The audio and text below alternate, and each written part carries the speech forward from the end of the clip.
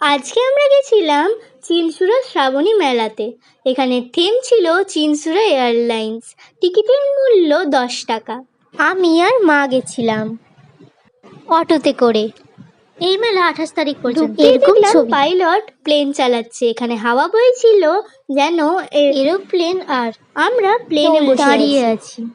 সামনে দাঁড়িয়ে থাকা শাড়ি পরা আন্টিগুলো ছিল এয়ার হোস্টেস, আর দরজায় দরজায় লেখা ছিল চিনসুরা এয়ারলাইন্স। দরজাগুলো এমন করেছে যেন মনে হচ্ছে প্লেনের মধ্যে দিয়ে যাচ্ছি। উপরের লাইটগুলো খুব সুন্দর সাজিয়েছিল। সামনের দিকে ছিল এই প্লেনের সিটস ছবি।